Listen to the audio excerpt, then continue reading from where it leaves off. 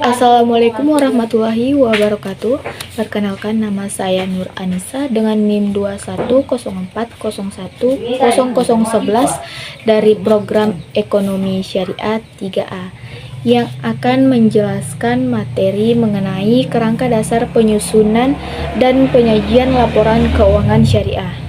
Nah, adanya perbedaan karakteristik antara bisnis yang berlandaskan pada syariah dengan bisnis konvensional menyebabkan Ikatan Akuntan Indonesia atau IAI mengeluarkan kerangka dasar penyusunan dan penyajian laporan keuangan bank syariah atau KDPP LKBS pada tahun 2002.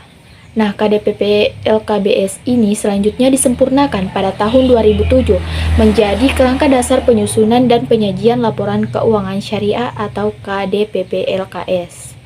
Nah, selain itu adapun tujuan dan peranan kerangka dasar penyusunan dan penyajian laporan keuangan yang pertama yaitu penyusunan standar akuntansi keuangan syariah. Dalam pelaksanaan tugasnya itu membuat standar. Kemudian yang kedua ada penyusunan laporan keuangan untuk menanggulangi masalah akuntansi syariah yang belum diatur dalam standar akuntansi keuangan syariah. Kemudian selanjutnya yang ketiga sebagai auditor dalam memberikan pendapat mengenai apakah laporan keuangan disusun sesuai dengan prinsip akuntansi syariah yang berlaku secara umum. Kemudian yang keempat ada para pemakai laporan keuangan dalam menafsirkan informasi yang disajikan dalam laporan keuangan yang disusun sesuai dengan standar akuntansi keuangan syariah. Nah, selain dari hal itu, ada juga tujuan laporan keuangan syariah yang berdasarkan paragraf 50 KDPP LKS.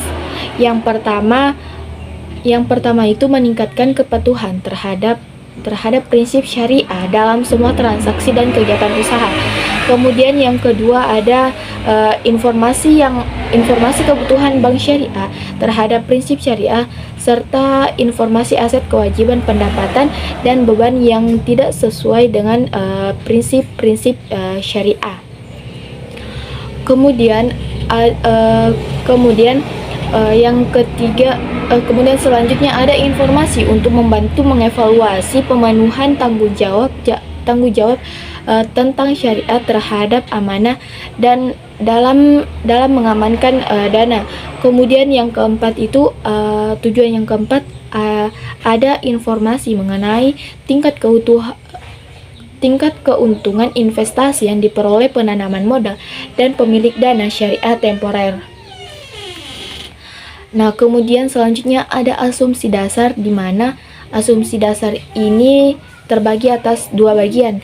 Yang pertama dasar akrual, di mana laporan keuangan yang disusun atas dasar akrual ini memberikan informasi kepada pemakai yang tidak hanya memberikan transaksi masa lalu yang melibatkan penerimaan dan pembayaran kas, tetapi juga kewajiban pembayaran kas ini di masa depan serta sumber dana yang mempresentasikan kas yang akan diterima di masa depan.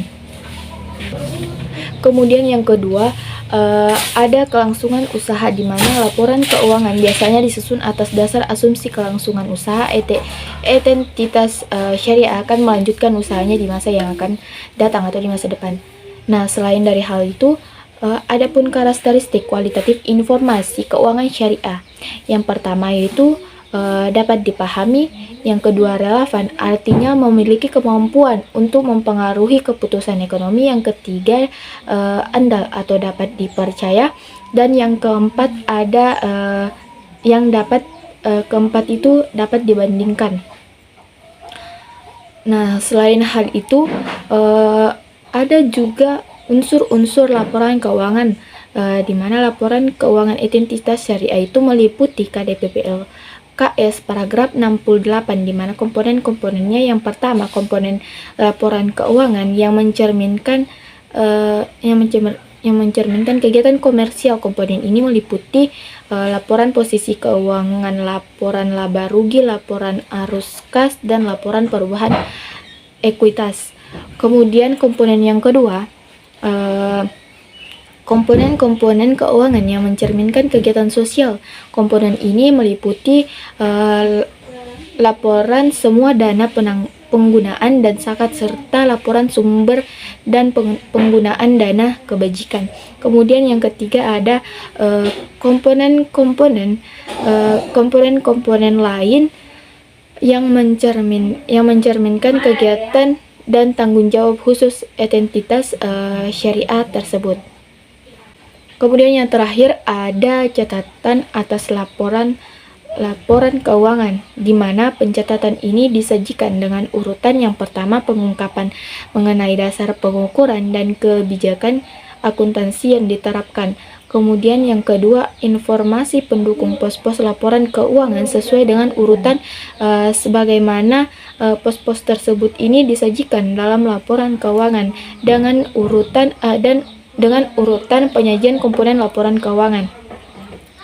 Kemudian yang terakhir ada terakhir itu pengungkapan yang termasuk kontingensi, komitmen, dan pengungkapan keuangan lainnya serta yang bersifat non keuangan. Itulah hasil presentasi dari saya. Sekian dan terima kasih. Assalamualaikum warahmatullahi wabarakatuh.